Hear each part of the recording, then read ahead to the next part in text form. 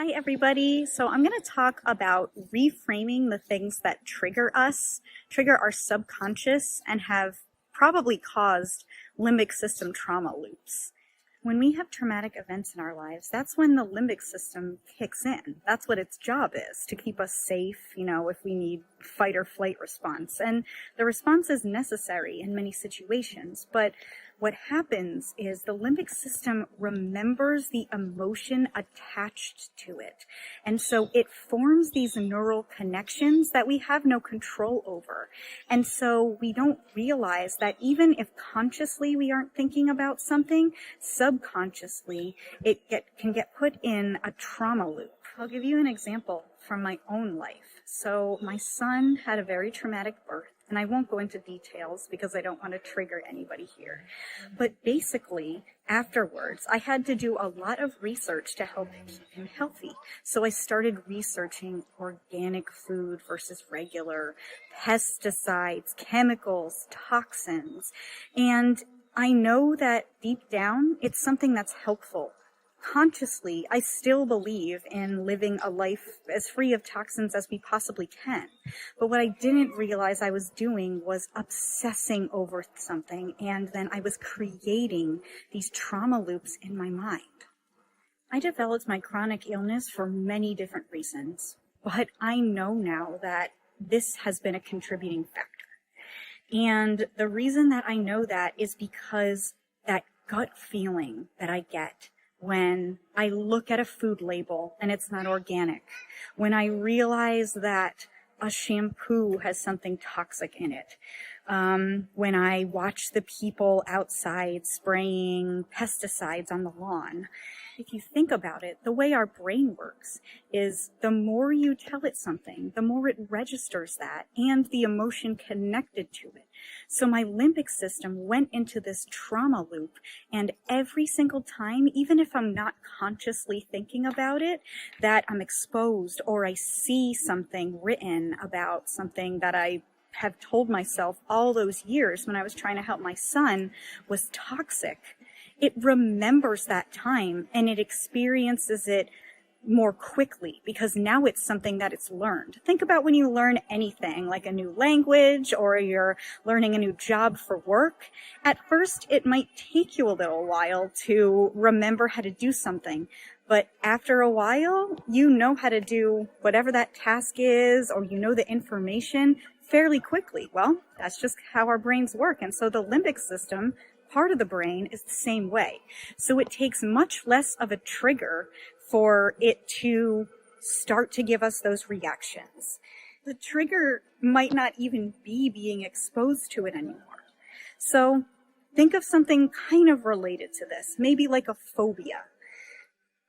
The person could think about something like maybe with arachnophobia, think about a spider, and you get that gut reaction of that fear.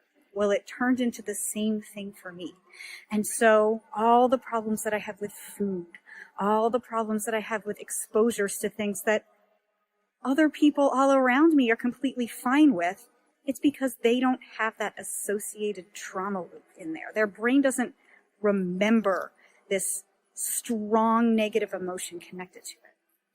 So what I'm trying to do now, among all the visualizations and limbic system retraining, is I am trying my best to reframe the way that I consciously react to things so that I can flood my subconscious with the new version of it. Now, I'm not saying that living a toxic life is okay, and I'm not saying that I'm promoting, toxins and poisons and things like that. But the definition of healthy has so many different meanings. And if my mind isn't healthy and I'm being triggered with the things that, people in everyday life usually aren't, there's obviously something wrong going on. So I need to reframe that. I need to make the choices to live the healthiest life possible while also being mindful and being realistic in the life that we live in. One of the things I'm doing today, since it's such a nice day out, is I'm walking on the grass. And I know that this grass, since I live in an HOA, I have no control over what they do to it. They spray pesticides on it. They just do. Am I promoting walking in pesticides and poisons? Absolutely not. I live my life as clear of toxins as I can. We still eat pretty much all organic when we can. I only buy non-toxic household goods as much as I possibly can. So we're doing the best we can in this situation. But think about this. I have no control over it. So I can either let myself get sicker because of something I don't have control of, or I can take as much control over it as possible and reframe it. And that's what I'm choosing to do. The way I'm choosing to reframe it is knowing consciously that I try to live as non-toxic as possible. It is okay for me to take a walk in this grass. And to be honest with you, it's more than okay. It's actually good for me in many ways. I'm going to choose to believe that the benefits of this outweigh the negatives of the toxins that are in the grass. Here are some of the benefits. I'm getting vitamin D from the sun. I'm getting energy from the earth. And with every single step in the grass, I can picture this grounding energy rising up into my body. I can take these mindful moments and I can feel the soft grass under my feet. When I visualize this, when I picture it, it is giving a new emotion to the thought of being in this kind of environment. I don't have to agree with the pesticides that are sprayed on here.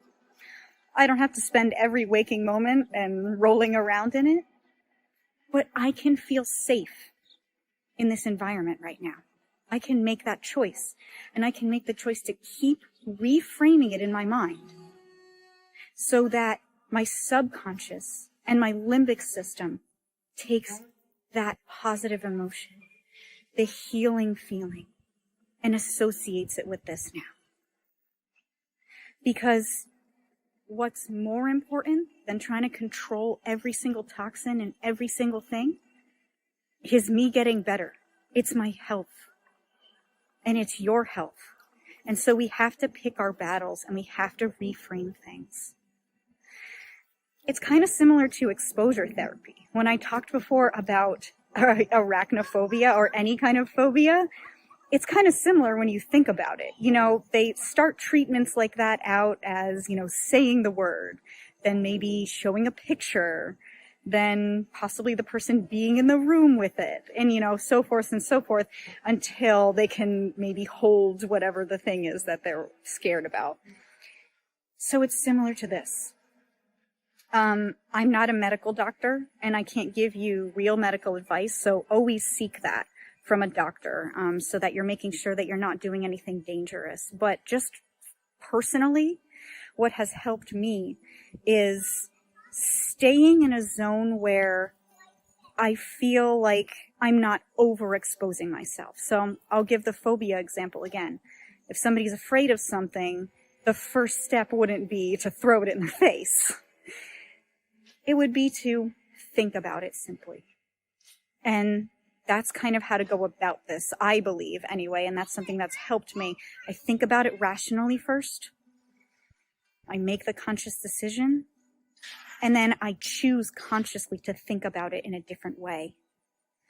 And so I really hope that this has helped you.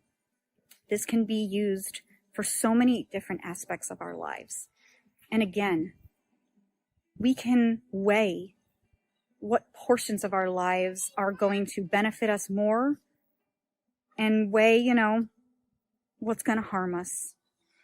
I know that my limbic system and my brain are having trouble because everybody else around me and all these houses, family members, they would think nothing of walking in this grass. And so that's what I need to retrain my brain to think, so that this trauma loop starts fading away and the neurons start to rewire. And that settles my whole nervous system. And the nervous system controls so many functions in our bodies. I'll write in the description some of the functions so that you can read it on your own time. Please let me know in the comments how you think you can use this information. And, you know, it means so much to me that all of you are here. Please share this with anybody that you think could need it.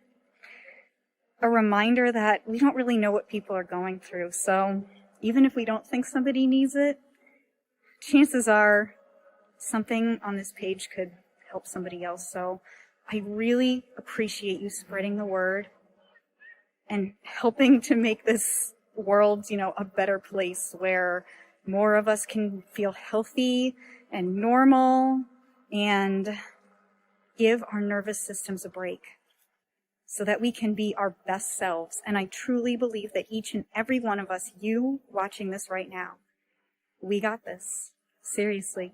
You have a place here. You have support. Thank you so much.